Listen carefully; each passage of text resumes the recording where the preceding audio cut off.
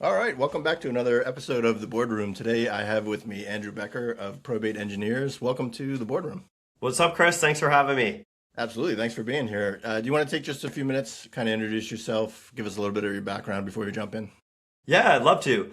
I'll start with before I got into real estate because it makes sense for what I'll tell you afterwards. But I started my career at the Pentagon, working for the Air Force as a civilian for nuclear weapons related stuff like people, processes, checklists. That's how I learned. With coupled with my OCD, just as a person, Chris, I learned how to systematize and turn everything I was doing into processes.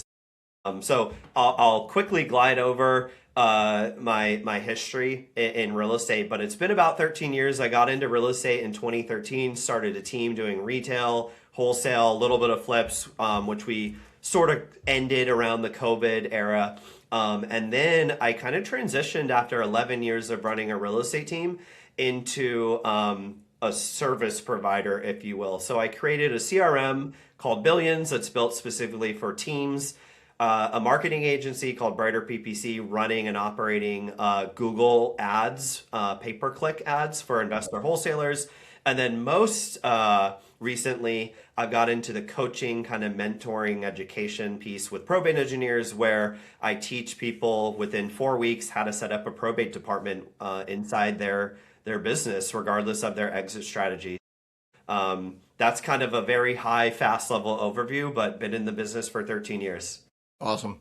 And probate is a very interesting niche to get into because I know just what it doesn't matter what your strategy, and if you're going to put some marketing out into the world, you're going to run into a couple of probates just by mistake, just in Yeah. the nature of the business that we're in. So, but I know that that's a very it's a very niched subject when it comes to other motivators.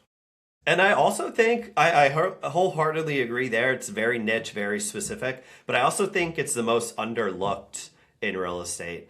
What And was that so like? many people know about it, but not like honestly, man, like not a whole lot of people know about it if you know what I mean. But if you do and you can educate yourself, I mean this in all seriousness, it could potentially be the only lead source you would need just from the sheer volume of probate files that come out every year. Last data I checked, about 1.5 million probates come out every single year in the United States across 3,200 different counties in America, give or take a few. So if you really go deep, the mile deep, inch Yeah, wide, yeah. mile deep versus mile wide, inch deep for lead sources, it can really turn around your business operation. Why do you find that's overlooked? I find that interesting because you would think that you would run into a few just by pulling like vacants, let's say, because a probate might leave the property vacant. So what are you finding that causes that to be overlooked? Yeah, I think everyone knows the concept of a probate, but they don't dive deep enough to really understand it and to optimize it, Chris. So there was a point in our career, in our team's career, where we worked probates and we're like, oh, cool, that was a probate. Awesome. We just like tagged it in whatever CRM. We're like, oh, probate lead, cool. But then as we started to collect data and analytics and really figured out our 80/20 when it came to lead sources, we were looking at like, okay, I was the operations person, Chris. I'll give you kind of a background. I Okay. was so sick of tracking 50 to 100 different lead sources. Well, this new lead source came out. Oh, let's get this ZBuyer, this, that, Zillow, but whatever. And we're like, okay, that's too much. Like, what can we actually focus on where like less is more? Over time, as we got really good with collecting data and it spitting out for us, it was like PPC, joint venture, and probates. So we're like, okay, well, if 80/20 principle applies here and we're making most of the revenue from these 3 to 5, and there are some other ones like direct mail, postcards, stuff like that, why don't we just go heavy into that and become specialists in PPC, specialists in probates, just to keep this scenario very simple. So we started to get really good at probates. And well, I'm sure we'll jump into it on this conversation, but it was like, oh, we knew about probates and we did some deals, but we didn't really understand it. And some of them would fall through the cracks, some of them would close. But for the former, we wouldn't really understand why. But then we educated ourselves on the process, the timeline, the people, the legalese of it, right? Yeah. And we started to control the controllables around probate. So just like you and me when we were just running properties, right? Saying, hey, homeowner, I could sell your house, I could buy your house, here's why, and they trust you because you can talk the language of, real estate and they get comfortable with you. That's a single element. But this probate element added multiple elements or layers on top of the property. So we positioned ourselves as, hey, Chris, I know there's a property, but I also happen to know that you're going through probate. And I'm so sorry you're going through it, but we can help you navigate the probate process just like we can navigate the property process for you as well to remove barriers or hurdles before they become hurdles to get us to the finish line. And the difference, Chris, is if you're the group A who knows probate exists and there's urgency. So, I'm just gonna buy probates from now on. Yeah. And you let the process of probate kind of just happen without understanding it, there's no guarantee that you're going to be able to get to the closing line, right? Or the finish line, I should say, the closing table. Right. But if you're in group B, that's like, hey, Chris, I know that you have to do A, then B, then C, then D, and I happen to know the team or have the team that can come in and help you to remove those obstacles, then I have a better, higher probability of controlling that variable of will this close or not. So when we get to the closing table, we know we've officially done it the right legal way, etc. So the first one is like, well, okay, closing's tomorrow. And then the attorney's like, did you know there's 3 probates that need to be opened and 10 heirs that need to sign off on this? We're like, shoot, we thought we were going to make 50K. Not anymore. So the B group of like, well, we already knew that. We took care of it because we understand this process, and it made all the difference in the world. It's funny hearing you say that because I can relate to that in the Group A department. Because we ran into a couple of probates when we were wholesaling full time that were just that. Like we had a property, we got it at a great price. In some cases, we thought we were talking to the person that should be selling us the house. In some cases, they weren't the person that should be selling us the house, but ended up being the bridge to it when we found out it was a probate. But Right. it just delays everything. We think we're going to close in, the next 2 weeks because we have everything in line, and then that curveball gets thrown your way, and then 3 months later, you're still dealing with that property. So if you knew to look at the pitcher's rotation of his wrist that a curveball was coming, you're going to get out in front of it faster. So that's the Right. whole idea behind probate engineers is we teach the language and the process and the people so you can start to say, hey, Chris, are you the executor or the administrator on the Jackson family estate? Well, no, that's my brother. Oh, I need to be talking to your brother then. Like you don't have any legal authority. Just one example, but it's super important because what happened when you found out you weren't talking to the right person who had legal authority to make any decision? That whole conversation, though potentially you built rapport, you were talking to the wrong person altogether. And that could have been a 50-50, like the brother or the sister who was Yeah. in control could have been like, I'm not talking to Chris. Like, no way. Right. I'm already talking to somebody else. We had that happen. There were 2 different instances where that exact same thing happened, and in one case, the sibling it was in this case had wanted nothing to do with anybody. They Yeah. didn't get along with the family. There was infighting. They didn't want to talk to us, and that one that one went away. It faded away. The other Yeah. one did actually play along and actually sign the paperwork and got involved, and that was great. But to get in front of it would be phenomenal because not only a benefit to you as the business owner, but I could see that it's a very delicate thing for some people. So to get in front of that and be that professional, you're hitting them at the right time and offering help. Yeah. That's the big part. I'm glad that you just said that. Like the community that we have, first and foremost, is like you have to really truly believe that you're providing value. Again, just like I would provide value to you if you had an urgent scenario going on and you had to sell your home, I want to become the person that could buy your house yesterday, right? And know everything about title and getting clear title to close. These individuals, Chris, who are responsible for the estate or overseeing the estate, think of it this way. Sometimes in America, an individual might not even buy or sell a house in their lifetime. Sometimes it's 1 or 2 times. I'm excluding the people that do this all day, every day, right? And they need that guidance. They need that help. Now, in addition to that, put on top of it the probate estate element, plus the fact that they're running their own lives, they're paying their own mortgage, they have kids, they have stuff to do, they have jobs. So what we teach is like a way for you to say, hey, I not only know the property part, I know the probate part, and I can help you expedite this so you don't have to go out and learn it on your own. We were talking to someone in one of my classes that I teach the other day, and he was like, I actually went through this from the PR perspective. And I got reached out by people trying to help me, but no one knew probate. So I still had to figure out probate and like go to the courthouse and try to find an attorney that didn't charge me $500 an hour to walk me Yeah. through this. So you can truly provide that level of value, especially from out of state people. It's a little different too, saying I'll be your boots on the ground. That's how you really can convert these. And we have a motto in the Probate Engineers: you're not going to compete, you're going to learn how to separate. And that's just the start of it. That's just it. I could see that happening from beginning to end. When you say separate, I see that even at the marketing stage, because to put one of these blanketed marketing pieces out, if you're doing outbound marketing like direct mail, that was always good for us. You're not going to necessarily put that, hey, we buy houses fast for cash, we can close in the next 7 days, because probably better than anybody that in a probate situation that's going to take some time. It could have been the childhood home, they inherited it. They don't want to close in the next 7 days. So it's a Yeah. very personal message, I feel like. 100%. There's two kind of things I'd like to touch on in the marketing. Number one, anyone listening now, if you're buying probate lists, stop doing that and figure out how to find what we call day one probates, Chris. So at the courthouse in your county in America, wherever you are that you want to find probate leads in, it's at the courthouse level. There's no faster way to do it than yourself, right? So you're removing that dependency on getting a probate list in whatever county you're in 2 months after it actually came out. So the Yeah. speed to that. The second part is what you just said.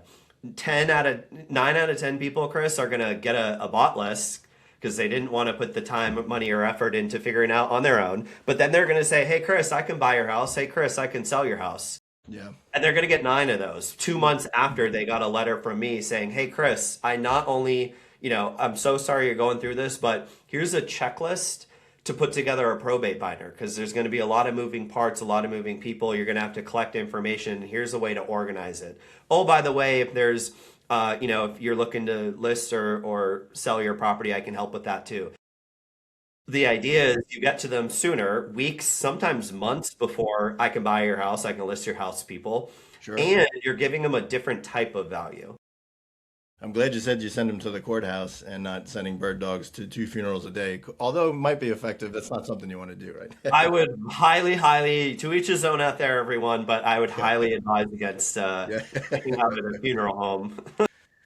So the people that are coming to you for help at the Probate Engineers, where do you find that they are currently in their business, and what's causing them to reach out to you for this specific I niche? think struggling with lead gen and struggling with like, hey, I've tried all this stuff and trying too many things and then not giving it enough time, Chris. At the end of the day, though, it's a fantastic lead gen model that Yeah. if you can really systematize and process this the right way, that's the key. It can feed everything else that you are doing. So a lot of people come to us and say, hey, I've heard about probates. I just don't quite understand it. It's confusing, but how can you help? And we have a very expedited learning curve here. So within about 4 weeks, if you follow our recommended process of doing things daily, right? Not just Yeah. getting it and then not doing anything, you can have a probate department within 4 weeks. And then over time, you're developing a 7-figure lead gen. Um, Instead of having to figure out, the next shiny object lead source. So a lot of our customers or are the people that we help inside of our community are just like, man, I've been struggling with a consistent lead gen process that I don't have to pay or can't afford to pay an arm and a leg for yet. So it's a fantastic way to establish a foundation lead source that you could lead with revenue and then upgrade to like a PPC model, for example. Yeah, and the fact that you went through the motions, because we were there too, and we're able to narrow that down to, I think you said 3 lead sources that were really working well for you. Because we were stuck in that trap. I mean, the shiny object syndrome. I think everybody goes through it, whether you're told to or not. You end up doing it anyway. We were doing direct mail, and then mail prices started going up, and then we saw PPC, and let's try that out. And although PPC can be pretty expensive for people, it wasn't really that expensive in my market. The price per lead was really low comparatively. And then the PPL came out, and that got it's like everything sounded really great because it got cheaper and cheaper and cheaper. But at the end of the day, when you run like true KPIs against it, you weren't really paying any less for your deals. You were trying harder, you were calling more people. Instead of doing what we know works is getting in front of the people that need us. Yeah. And that's It's the almost like getting back to the basics. It's like yeah, when, right. you Right. know, 5 years ago, everyone was like, direct mail is dead. Don't direct mail. Do this and do that. And then a lot of people bailed on direct mail. But guess what? We knew direct mail worked for us, especially in our probate department. So we just kept doing it. So Yeah. all these people were like, "Oh, where are you getting deals?" And we're like, "We've been doing the same stuff, like just consistently." And then we can optimize because we analyze the data and we get that real time feedback of what's working and most importantly what's not working. And then we just pivot that way. But if you consistently stay on, and really, dude, it's like any lead source. If you figure it out over a course of 6 months or a year, there shouldn't be that failure. The failure comes when you're like, oh, this doesn't work, just because you're not setting it up, tracking it properly. You think it doesn't work, but you're just making anecdotal decisions at that point. Yeah. Now, would you is direct mail the primary source for a probate, let's say? So there's two things that we recommend, and obviously you can do more, but the two foundation level stuff is direct mail number one. We have a 6 or 7 drip campaign that you can take and model and modify it for how you want, because that's a little bit less invasive, given the situation that every like of a probate. It's a delicate situation. Yeah. It's less intrusive, but it takes longer. If you want to be a little bit more aggressive, you can cold call, but it's a little bit more in your face, proactive. Some people are comfortable with doing that. Some people aren't. But the best that we've seen is kind of that hybrid model or that hybrid version. So we have a very systematized way of collecting the data, sending it to the direct mail house, skip tracing it to get information, having the conversations. But again, like, what's your comfort level, Chris? Do you hate being on the phone and you don't want to get yelled at from a bunch of probate leads? Then maybe just do direct mail. It's longer and it takes time to build momentum, but once it does, it's basically a never ending source for you because guess probates come out every single day, Chris. So Yeah. you can systematize that and do it long term. It'll snowball rather quickly for you. That makes sense. And I come from the group like where I would say I don't mind cold calling. Also don't mind the inbound leads, but it's all in the approach. It's the message that you're giving them on the phone and Yeah. how you're approaching that situation. Are you coming at them with the same message you would mail them in that postcard that says, "Hey, we can buy your Right. house yes, in 7 days," or "Hey, this is what we do. This is our arena. If you need help, we're here." And portraying that kind of a message can take that phone call a long way. Yeah, there's a couple aspects to this that I'd like to touch on, Yeah, just for those listening out here. please. And we'll start with timing, number one. So there's a concept called pre-probate. And for you or anyone else listening that might not know what that means, it's when a death flag occurs. So a death flag is like an obituary, a death certificate, which is public information, right? My opinion only, like to each his own again, that is not the appropriate time to reach out and say, hey, I'll buy your house. Hey, I'll sell your house for you. They are in grieving. You don't know how close or not they were. It's not an appropriate time. But some people reach out and say, hey, I know so and so did this and they had a property. Can I buy it? Can I sell it? Whatever. Yeah, We don't teach that, and I don't live that way either. So pre-probate is a non-starter for us. What we do and when we reach out is what's called the first step in the probate process, Chris, is called the petition for probate is filed. That is when someone in the family, whether the spouse, the child, the grandchild, whoever, goes to the courthouse and says, hey, John Smith passed away. The Smith family probate needs to get opened. Here's, they're filling in an application and the case opens and it's assigned a case file number.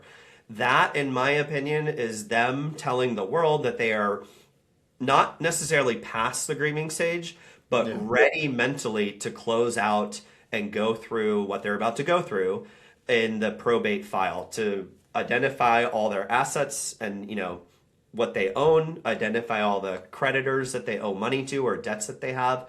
In order to satisfy that, sometimes you have to liquidate a property to pay off a credit card bill, etc. Whatever is left over gets distributed to the heirs. A final accounting is done, and then a judge blesses the file and says, okay, this was done to the letter of the law in whatever state or county that we're in.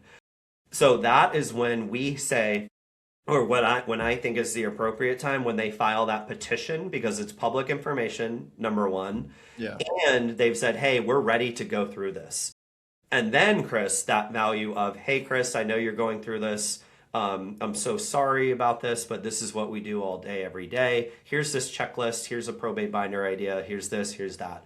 That's going to help you stand out at the appropriate time. Now, I'll say some people will still not like that, and that's okay too. Just like people don't like it when you call them expireds or cold call them. I mean, you kill them with kindness. You say, I'm so sorry, but let me know if you ever need help in the future. You still send them that information, right, in the mail.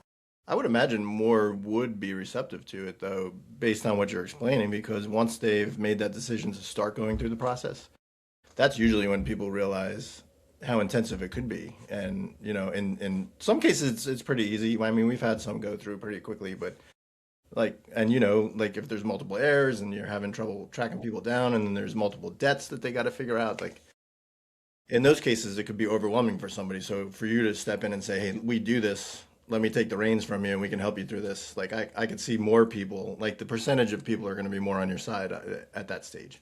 Yeah, I mean, the alternative, I can't talk anymore, is they have to go and figure this out on their own. They're Googling, like, what do I do? I'm an executive or an executor for a probate file. Like, what do I do? So the timing is very helpful for them to say, hey, you don't need to figure this out on your own. I can walk you through it and help you. So you understand that there's that need.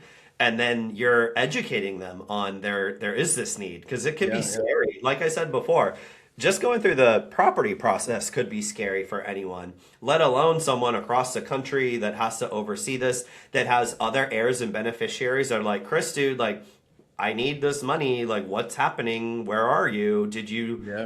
What progress have you made? And you're like, oh my God, like, I didn't even know I had to petition for this or to get the legal authority to make any decisions. That's a process. That's a thing. But then they got your letter and you're walking them through, hey, these are the 8 or 9 stages that you're about to go through. And you're like, man, I'm going to call Chris. He seems to know what he's talking about. Yeah, I don't want to do all that. Yeah. Let me ask you a question, and really for the masses, but this would be for the person that maybe has a probate in front of them and doesn't know it, right? It's the person that's not marketing to the probate. Is there anything either in your sales conversation early on with the seller or meeting with them or even taking a tour of the house if you're physically going to the house? Is there anything that stands out to you, knowing what you know, that somebody could ask or look for during their sales process? I think the most important thing, Chris, is you need to know if they have the legal authority to make decisions at that point in time. That's super important. Like, the legal aspect of it is first and foremost, like, let's get that taken care of.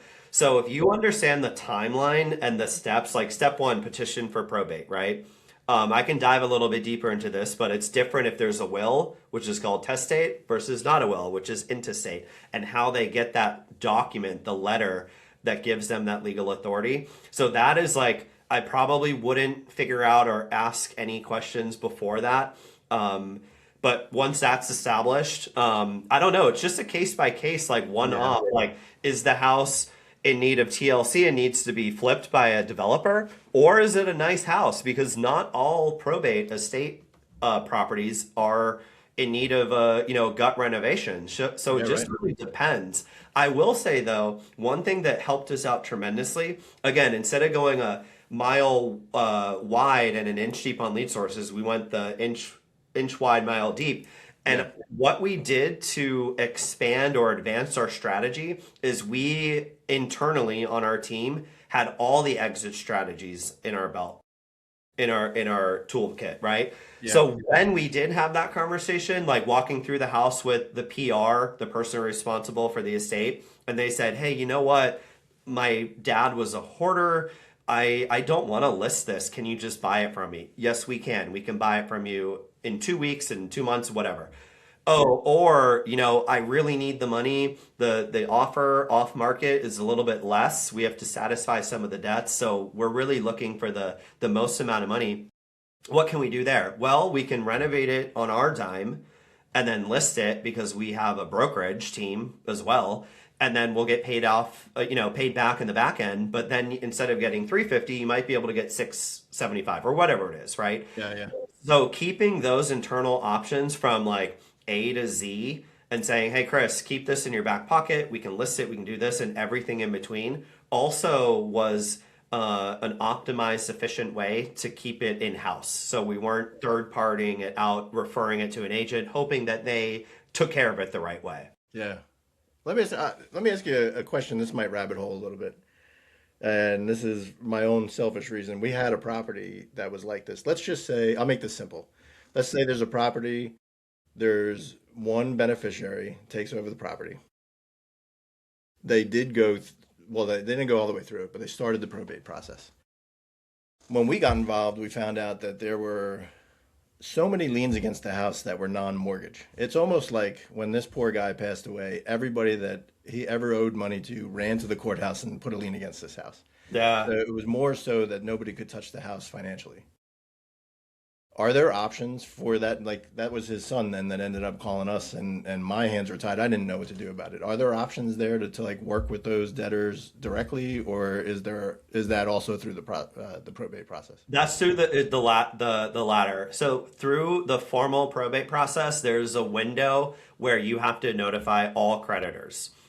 There's different ways to do it. You can put an ad out in like a paper or a magazine, and there's different timelines or windows. It's bigger that way. Or if you directly notify the creditors, it's a smaller window. So they have an opportunity to come in and say, hey, Chris, that Jackson family estate that you're the PR for, they do owe me $2,000 for X, Y, and Z. So there's a formal process that they go through. And it's people and it's institutions too, like Visa or MasterCard or whatever that they Yeah. owe money to. So there is a formal process. I am not an advisor, legal advisor, expert in that regard. But what we teach at the Probate Engineers is to have those people on your what we call the probate power Rolodex to then bring in like a probate attorney, for example, that Okay. will know what to do with that. And to go a little bit further in the rabbit hole, when you're getting a probate attorney in your power Rolodex, you want a probate attorney that does the majority of their firm's business around probates. So there's probate attorneys and then there are probate attorneys. So one of the questions that we teach is, okay, well, when you're making these outbound calls to attorneys to partner with, to bring this kind of level of like, hey, there's all these liens on it, you want the person that does 90 to 95% of their firm's business in the probate area. So Okay. they're the experts. The opposite is like, okay, they do 3% probates. They might not know. And then they're referring you out to someone else. And it's this new person that then you have to trust that they're going to get to the finish line. So, Yeah. Chris, as those things come up, I'm not like an attorney. I didn't pass the bar. I'm not nearly as smart enough to do that. But we have the right team. We have like 18 people in our Power Rolodex. So for any given time, we can bring them in and then they help us walk them through it. But it's a case by case, Yeah, that makes sense. yeah. Sometimes we feel like we're smarter than them. And I want to be respectful of your time. We're coming up on a half hour, but give me a high level, like what does it look like if I want to come work with you? I want to take over this niche. I want it to be mine. Like, what does it look like to work with you in your program? Yeah, it's super easy. So there's a one-time investment to just get the course. It's self-paced. We recommend following our 4-week calendar schedule so you can start your probate department. And it's an all like done at your pace, done by yourself kind of model. And then there's Not to cut you off, but they're videos. Then it's like a video series. there's a video series with PDFs and docs and all kinds of different ways to learn it. But we Okay. walk you through it's 3 phases, Chris. We have the educate phase, we have the model and modify phase, and then the dominate phase. So you're learning from A to Z everything you need to know from my 8 years of nuancing the probate niche. You can do it in a week if you don't do anything else, but 4 weeks is generally the amount of time. So you have it, you can go and do or not do, right? But then if you want to join the community, we have a private Facebook group for a monthly investment as well, where you can attend our Tuesday class, our Thursday open office hours. Outside of those times, the Facebook group is an excellent community to come in and say, hey, I'm getting this objection. Like, anyone have this too? So everyone kind of just helps, outside of those office hours. The And community reaches out. yeah, the community kind of helps. And obviously I'm in there too. So you get your questions answered outside of office hours if that's something that you need help with. So it's kind of like the done with you. And then we don't quite have a completely done for you model, but that's as close as we have today. Okay. And I'll make sure to put these in the notes too. But how does somebody get in touch with you if they want to reach out about this? The easiest way is I have the same social handle everywhere. I am Andrew Becker.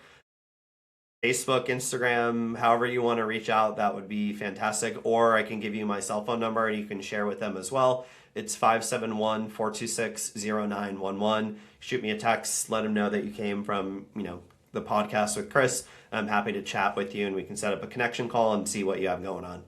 Awesome. And you're cool if I put the number and everything in the show notes? Oh, yeah. 100%. Yeah. All right, Definitely. awesome. Well, thanks again for coming on. I find this fascinating because I like to hear stories about people that have gone through the trenches like we did and tried out all the methods and found something that worked. And Yeah. when it's working for you, I can relate on the sales side. When it's working for you and you're able to teach other people, it's so rewarding to see that light bulb go off for somebody else that you had years ago. Yeah, it's very cool. That learning, the expedited learning, I've been trial and erroring probates for the last 7-8 years when I was running the team. So anything that we can pass along as educators and seeing people do it in a shorter amount of time is a win for us. Awesome. Well, thanks again, Andrew, for coming on. Thanks for having me, Chris.